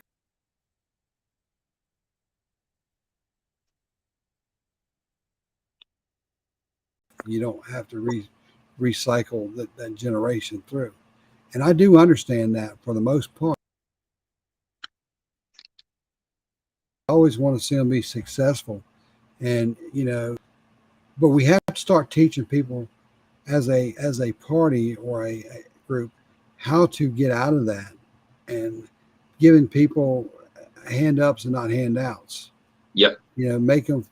Make them feel more valued about themselves, because if they feel better about themselves, it's not about giving them anything. It's about watching them succeed in the end, because that's what life's rewarding thing. Yeah, it's just rewards, just desserts. You get what you put into it, and as you go along, it becomes better, because people see you working harder, they're doing better, and people want people to succeed. And I always try to look at who can I help, who can I assist, and get them in a position. It's like when I have people work for me, my goal is to get them to understand what I do, because everybody should train for the next position above them. They should be ready to move. And as a supervisor, I need to make sure that I'm training people that work for me for those positions, because they need to be able to step up to my position. Anything less than that is you're falling short as a leader. Yep. I taught my soldiers the same thing. And we get that from the military. That's what the military teaches us. One man don't run a show. If the man can't do it, the man steps up, takes it over, and the next man keeps driving through. And I brought that to the private sector with me, and I brought it to law enforcement. And I think that is such a great success when you see people say, well, the military helps you get the job, but it doesn't keep the job. Yeah, it does. If you use everything that you learn in the military, I don't care how long you've been in there, if 3 years in the military is equal to, if not bigger than, any 3 or 4 year college education. Because in the military, you're not doing 8 hours a day. You're doing 16 hours a day, and then you're sleeping maybe 8 if you're lucky after you get out of basic and all. Yep. But your days are over, not at 8 to 5. Your days are over when they tell you they're over. I used to say that all the time. Say, what time we get off? Well, I don't know. Well, what time we get off? Well, what time is it? 6 o'clock. Well, it won't be 5, will it? That's what they say. No, I guess it won't. You start, and you get up Wednesday first thing in the morning reveille, and then you got to go meet for formation, because what's the next thing you got to go do? You got to go run. Yep. And nobody gets out of the run in the mornings. It's just the way it is. So your day starts before it really starts, and generally people, and I think people who go through that regiment, go through that structure, tend to be very successful. And I think, it's like anything else. I'm glad people do college, and I'm more happy for them. And I love people to graduate college and all that. Go for it. I'm 100% there. But in the same sense, I love to see people come through the school of hard knocks and make it just as much, because I think they figured it out. And, people come out of the military, 4 years in the military versus 4 years in the college. Mm-hmm. At the end of the day, if you're going into battle, who do you want with you? Well, you want the guy in the military. If you want somebody who's more into the engineer and they did some college and they understand logistics that maybe I or somebody else wouldn't understand, then that's your expertise. Always identify your strengths and your weaknesses. Capitalize on them. That's the way to success. I had 2 MOSs when I was in the military.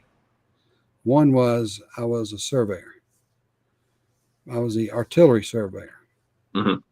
Thought I was going to be an engineer surveyor. So I got in there and they told me that the one letter was off. So I was like, dang it. So you know how that works. Yeah. The recruiter got his bonus that week. So that was good. But then I looked at it and I was able to take over as a unit armorer, which at the time was 76 Yankee. And boy, was that a great experience for me, because I was able to get out there and do things that the average soldier couldn't do with the firearms, and just repair, fixing, taking them out, shooting them, make sure they were still working, and making sure they could qualify. So I wasn't a gun expert about all the guns, but I was the expert with the guns they had. Right. And which they had a lot of them too. So we had to learn that. So, and I say that, and I bring that up from the military. It seems like the military has given me a lot of experience that maybe you would not typically have had. Now, in all fairness, the viewers here may not know this, but you and I knew each other at a different time on a different level. Yeah. Yep. Because we worked together. Mm-hmm. And you were in the military back then. And I knew you were in the military back then, because I could validate the fact that, yes, you were going off to all these things to do. And, it's like it used to tell everybody else, it's not a question of if somebody's going to be going. It's the fact of when are they going to be going. And with me being in the military, it's like anything else. They give you the orders, you got to go. Yep. So, again, I think when we look back in all our careers and the things that we accomplish, right now people do look to people who've been in the military. They do look to law enforcement. They do look to those leaders, because they do tend to stand out front. And they're not always given the credibility to what they can accomplish and do, because there's always that stigma about the military. All you do is go march and you're infantry and you fight, Mm-hmm. which that's so far from the truth. That's true. So my job now, and I'm still in the same line of work since I retired, I look for the military guy. I bring them in. I list that as experience, because when people say, well, did he have any security? Yeah, he was an infantryman. That's all you got to do. Everybody was an infantryman. I can tell you they have more security experience than the guy walking around basic, because we do owe it to the guys in the military to get them with their foot in the door and help them. And I said, so in the city, is there a program? What is the incentive for military in the city that you're aware of? There really isn't one. Even with the state, when I came in with working in the state, I got promised, like, oh, you were prior military? That's great. We'll get you, we'll definitely get you in the door. They made it sound like there was a lot of incentives, pay wise. But the only thing that it did was, hey, we can stick you in a more dangerous spot and you'll be fine with it. The only thing that we really have in this state, and the same thing with the city, is just the veterans and point program on when you're just signing up. Hey, we'll look at your resume, we'll assign points to it, but if you're a veteran, we'll just tack on an extra 10 points. And I just don't see that as right. We do not have really, obviously, we don't have anybody that's ever really served or put their life on the line, or even, just worn a uniform and had to, I hate to say it, but just had been a wheel in the cog, the bigger machine, the larger picture before, and it shows. I definitely want there to be an incentive, to be in. I would love for veterans to flock to Raleigh. I was just at a Silkies hike just 2 weeks ago. That was the most veterans I've seen in Raleigh in one place at any time in my life. I think there was maybe 100 of us that day, and unfortunately, a lot of veterans just don't want to move to Raleigh. There's no incentive to live here, especially, working in business. I've gotten more job callbacks if I've left the military off my record than I have with it. So doing this, running for office as a veteran, I definitely want to show my brothers and sisters out there, past and, and current, that this can be achieved. And that once I'm in, I definitely want to open up some doors for veterans. I want to see more veterans get into, law enforcement, EMS, first responders. Not just that, be city employee, because not everyone is a fighter in the military. Some of us are, really great at filing or, organizing or whatever our specific MOS was. You were especially in that field. And first responders aren't aren't the only thing that makes the city runs. We need garbage men, we need clerks, we need everybody. And I would certainly like to create an incentive program that brings a lot more veterans in, because big picture wise, we need a lot more people that know duty, that understand how a big machine works. And I certainly feel that veterans can certainly be those pieces to put in that machine. Right. Yeah, and it does. I'm big on hiring veterans too, and I think that's commendable for you. And I think so many times that, you're a veteran, come on in. Mm-hmm. And then it's like, okay, well, that's good. Okay, thank you. And you go sit down and never be heard from again. And I think a lot of times veterans, if you take time to understand and listen, you'll find out that veterans are some of the best employees you'll have, because the structure in which they come through is not a question of being why doesn't need to be done. It's when will it be done? It's going to get done. Question you as a supervisor, when do you think it'll be done? Not anybody asking you why, because that why doesn't fall into that category of being a soldier. Why doesn't really matter. You got your orders. This is what you do. And unfortunately, in some jobs, that may be okay. But when it comes to public service jobs, it's not, because two things. One is the safety of the public. And the two is the taxpayers deserve the best service that taxpayers' money gets them. Yep. And if you do that, then you can kind of cover all your bases. Put the best person in position to do the best job and give the best service to the taxpayers, plain and simple. And that to me is just good government 101, customer service and everything else. So now, what do you do that you enjoy doing? What are some of the things that you do out there when you're not working or running for office and solving some of the issues along the way? Well, I'm pretty pragmatic about stuff. I love building things. I'm currently building a top of the line PC, with new stuff coming out. I love working on my car. I always say that experience is the best teacher. Thankfully enough, I have a Camaro, so of course it breaks all the time. So I've got to constantly repair it, and I like to do a lot of that myself. I like to become more knowledgeable, so I'm more self-sufficient. I love brewing beer. make about 6 gallons every few I months. think you told me that years ago that you Yep. were doing that on the side. You and I had a conversation. I Yep. remember that. I've That's gotten a pretty lot cool. better at it. I assure you this time. I love exploring. I love traveling around our state. Essentially, I'm just still exploring every little thing that I possibly can. I love expanding my resume, but also just my knowledge of life. I want to get out there and experience everything. So I like to dedicate each weekend, to trying either a new town, a new restaurant, something new each weekend, at least one new thing each week. That sounds pretty funny. We got a lot more in common than I realized because my wife and I, for years, not as much recently because you sometimes you get really, really busy and you can't do what you used to do all the time by going out, trying different restaurants or things. So, time and just doesn't permit it and things. Yeah. But we used to go out and say, well, we've never been to this restaurant for breakfast. Let's go to this one on Sunday morning. Or Yep. let's go to this one on that. And then we would go to places that we don't know whether we like or not, but we go and try. And then we try to do that for some of the dinner places and things. I always try to find a different place to go and check out.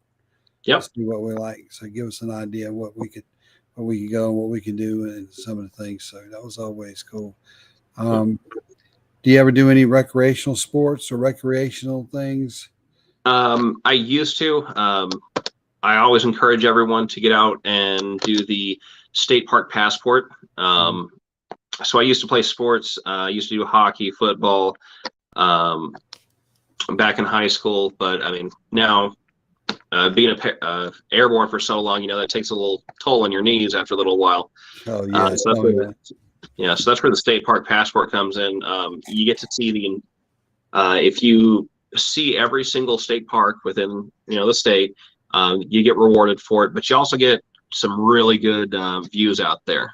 Not only are you getting physically fit doing it, you're getting some good views, and you're seeing a lot of what our state has to offer.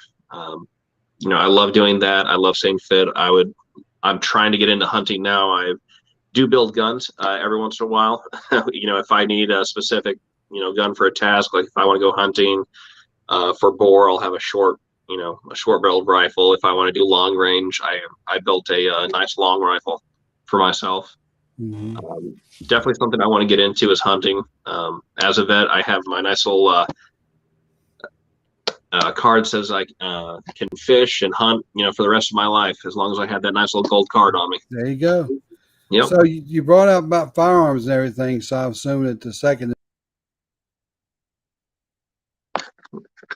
Amendment means something to you. Firearms and building and things like that. Second Amendment and things.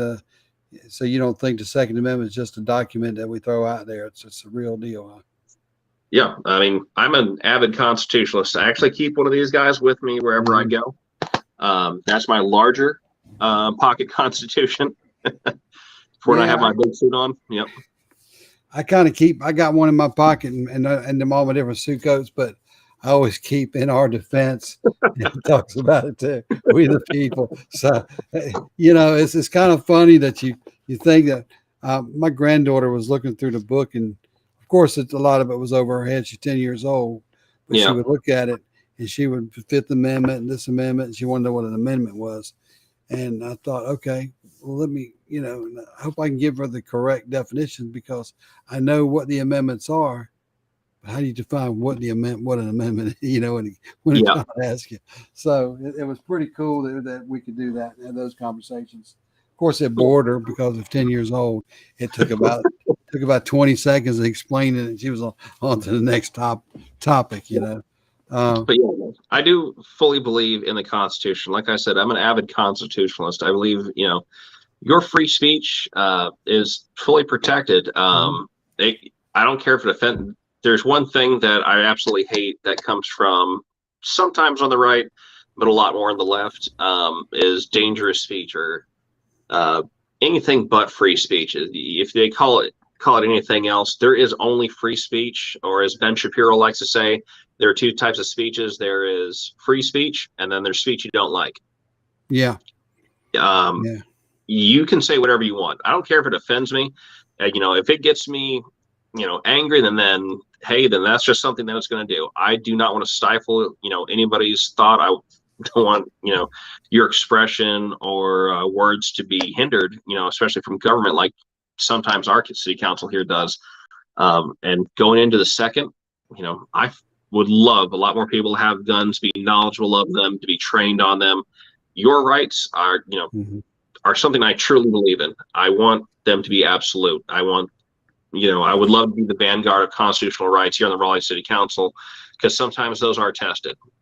There's a lot of things that City Council can't do that, they'll grandstand for along with the party line, but they can hinder speech. And they've done it before in the past where, the current thing is, hey, you can't have a large sign in the council chambers because, somehow holding up a sign in the back of the city chambers is obstructing sight and it's distracting. I see that as that's disorderly conduct.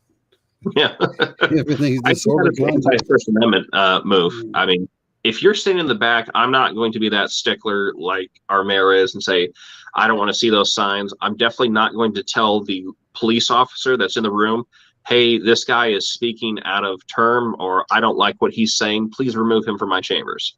When you have 3 minutes to speak, I want you to speak for 3 minutes. I don't care what it's about. Right. That's your right to assemble and address this city council with your grievances. You have that right, and I want to ensure that you have it and keep it. That's right. It doesn't say you have to agree on everything. That's the bottom line. Because if we all agreed, we'd all be walking around hand in hand, wearing the same colors, walking the same walk, talking the same talk, wearing the same tennis shoes. So that's a commune. I don't want to live in a commune. I can tell you that. It sounds like you got a good solid footing on what you want to accomplish and what you want to do. When you're talking to the public, and have you had the opportunity to go out and talk to a lot of people during the meet and greets or any kind of things that are going on for the candidates? I've gotten to talk to quite a few people. There's a lot less events going on this year, but there are a lot more meet and greets scheduled coming up. Right. I've gotten to talk to a lot of people. A lot of the big issues that are affecting the nation are also affecting a lot of people here. A lot of folks are being priced out of their homes. A lot of people feel unsafe. A lot of people are just worried about what their kids have to go through. And I know that I can't tackle every issue, but I can at least tackle whatever I can from my side. I know I'm not going to pretend that Raleigh City Council is some grand seat of office. There's stuff that's handled above my pay grade, at the county level, at the state level, but I can at least do what I can to alleviate some of those burdens that people have to go through.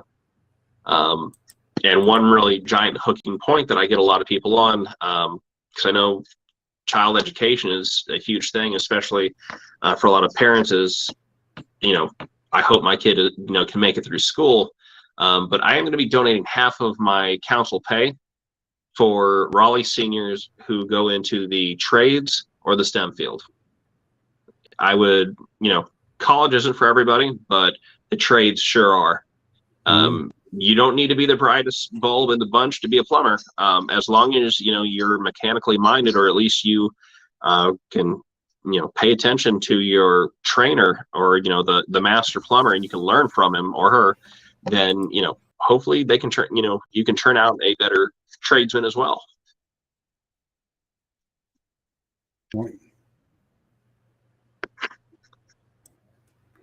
Internet's acting a little crazy right now, so I don't know what the deal is. It's like we're getting later, and it's like, okay, we're talking too much. They don't like the conservative values. Look out. So yeah, I went to I tell you, it's, over a period of time, we change, people change, politics change, world changes. We change more than we sometimes like to realize. Somebody told me, said, well, you get older, you get grayer, and your hair gets gone. I said, well, no, kind of, sort of. They said, well, your hair used to be so wavy. I said, it is. It's wavy goodbye right as we speak. So call it, it's wavy, all right. Wavy goodbye. There you go. So I went on vacation, and came back. I didn't cut my hair, and I probably went almost 2 months. I didn't cut my hair. Well, anybody knows me, that's going to be a lot longer than I'd never go. So I came back, my hair a little bit longer. It was kind of growing my ears, coming out the back, had little curls in the back like it used to when I was growing up. And everybody was looking at me like, what in the world? And I'm like, you going through a midlife crisis? I said, yeah, at 61 years old, I'm finally hitting that midlife crisis right now. Give me a break. I said, no, I've just been too busy to get a haircut. Let me just keep it real, because I went on vacation. I wasn't studying all that. I was like, so where do you like to vacation when you go on vacation? What do you like to do? Well, now that I'm getting out there and vacation a lot more, my girlfriend has certainly opened up my eyes to a lot more places to go to. I just went to the Dominican Republic, I'd say about a month and a half ago. First time going there. I love going to tropical places. I would love to go back to Europe. When I was in active duty Army, I was stationed in Germany. Where in Germany? Schweinfurt, about 30 minutes away from Würzburg, or about 2 hours away from Frankfurt. Well, I was stationed in Kitzingen. Oh, yep. Right there at Würzburg. Mm-hmm. Yep. So yeah, that was I was at top of the hill looking down on Kitzingen, and you could see Würzburg in the distance.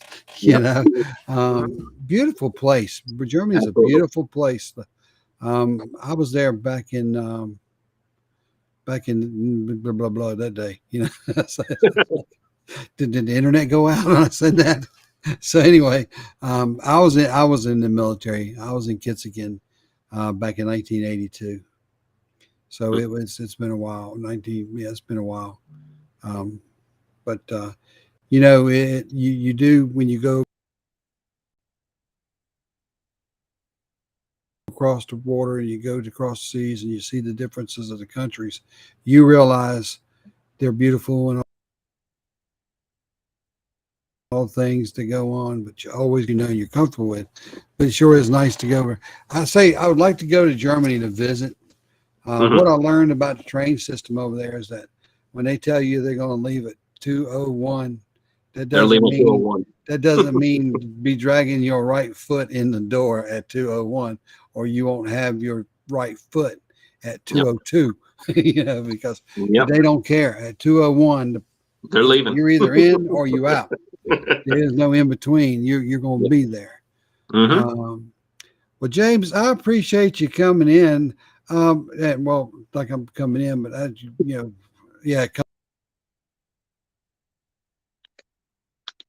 come into the office. I always feel like it does take away from the impersonal kind of thing, but I do love the fact that we can get the information out to the voters in such a manner.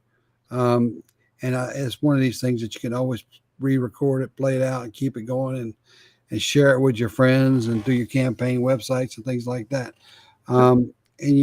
So before we close out, what would you like to say to the Raleigh voters about you that you would want them to vote for you, and why should they vote for you at this time? Sure. In a nutshell, my campaign is this: less taxes, less spending, a lot of first responder support. I actively support the police and the firefighters. I want better housing affordability and supply, financial conservatism, veteran outreach. I'm donating half my pay to Raleigh seniors. And if you'd like to see the rest of my platform in detail, it's electjamesbledsoe.com. Send me an email. I will gladly get back to you in pretty quick fashion. I'm usually attached to my phone, so I hope to get everybody's votes. So you have Facebook and all the other platforms. Yeah, Facebook, Twitter. I do have a Getter account, which I don't check too much, but again, phone's attached to the hip, so whenever I get a ding, I usually check it out and I respond back as quickly as I can. Yeah, is it Truth? What's it called? Truth Social? I'm not on Truth. I haven't signed up through them yet. So just Facebook, Instagram, Twitter, Getter, and then through my website. There you go. Keeps you busy, doesn't it? Yep. So you said that you're donating half your salary to to the senior citizens and certain ones in the city? No, just the graduating seniors, so high schoolers. Oh That would man, I be, thought you were giving to us seniors yeah. 61 because I was going to apply. I just want to let you know. Yep. Is there an New golf application cart, process? I can send my application in. I'm a senior Yep. citizen, of course, at 61. But I just say that out loud. What is wrong with me? I'm off my A game today. So I tell everybody. I try to, somebody said, "What kind of format of show do you really want?" Well, if anybody knows me, it's known me for a long time. I do tend to step out comic side. I've always done that. You know that because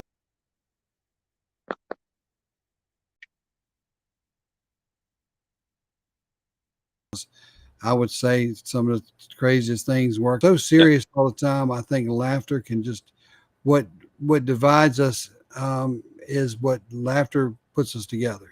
As much as Mhm. divide us, laughter can put us together. And I do tend to try to make people laugh on a regular basis. And I think of jokes at the funniest times, at the funniest places that nobody would think there's a joke there, Yep. and I'll get in the car and I'll say to my wife, "Honey, got one." She'll say, "Oh Lord," and I'll give her, and she'll go, "That's not funny." And I'll say, "Honey, I think it was pretty funny." So I'll Yep. wait and get back to the children, and they'll start giggling and laughing about it. She'll say, "Don't get him started. Do not get him started." So it's always they got to run the jokes through, because each one has a different sense of humor. So Mhm. and I said, "Well, if I do it in a nightclub, it's not going to matter because it's going to be after hours. They're going to be half drunk and they laugh at everything. So Yep. I'm still going to be a success, right?" Mhm. So, but it's just something I told us I always wanted to just get up and go do on a regular basis, but never have. I thought when I retire law enforcement, I'd get into being a comedy, and then I started getting into the politics, and and then I found out I had more passion and to want to save the issues and protect my grandchildren and make sure that my grandchildren have a future. Yeah. I think we do that through our politics and what we do. So, James, I commend you for running. I think you got a great campaign going. I wish you the best of luck. Thank you. Wish I could vote for you from where I am, Mhm. but I can sure stand out and support you 100% and tell everybody about it. Feel free to share this program. I'll be out there. It's going to be Spotify and different programs and whatnot. But we did go live, so it's going to go out just last week. We went with it. So if there were any errors or any mistakes tonight, you guys blame James Bledsoe because my internet works perfect all the time. Well, hey, you know what? I'll leave you on one solid joke. What sort of shoes do spies wear? What size shoes the spies wear? Well, no. What sort of shoes do spies wear? What? Sneakers. You're so third grade. I want to use that. That's something I always say. You're so third grade. I say, well, that's what a man was here for. You're through third grade, but she's right. I can be. So that's kind of like. Did I have to tell you the joke about the rope yet? Just skip it. It ain't funny. See, that's my third grade joke for my granddaughter. I said when I said, "Hey, did I tell you the joke about the bed?" She said, "No." I said, "Because it ain't been made up yet." So you get these kids, and it's funny because when I was working in law enforcement and I was working in these schools, you see these kids in elementary school, oh, they love those kind of things. They'd be like the riddles, the funny, and people don't realize how much of an influence we have on children. Yeah. Whether you're as an adult, and then you put yourself in a uniform, whether it's the military, whether law enforcement, whether it's firemen, they love that. They our children are great, and it's through their parents they become bigger, better, greater. And we need better parents. We need bigger parents, greater parents each and every day. Because if we don't, the parents that don't take care of their children end up letting their children take care of them, and it don't always turn out too well. Yep. They don't do too much. So, but for God, the country, our families, we step out and we do the best we can do to make this a better place, better state, a better nation. And James, hang in there. Again, good luck. We may be able to do another interview real soon, get you on Okay. here, and we'll chat a little bit more and see how the campaign's going. And we can go from there. And again, thank you for being here tonight. And always remember, it's your America. It doesn't belong to the government. Doesn't belong to the White House. Doesn't belong to any one person. It belongs to you. It belongs to me. And God bless America. And folks, this is the show for tonight. We're coming on the 2-hour podcast. Hope you come back every Tuesday night from 7 to 9. And we'll have a few specials along the way. Maybe 1 hour special here and there. But I plan on interviewing the candidate for sheriff of Vance County again, and let you hear from his words of what's going on in Vance County. And it'll be very interesting. I think everybody needs to listen to what he has to say and what's coming up. So, folks, have a great night. Sleep tight. And as my granny used to say, don't let the bed bugs bite. That's not really that good right now because we got bed bugs. That's really jacked up. All right, guys, have a great night. We'll talk at you later. And we'll close the show.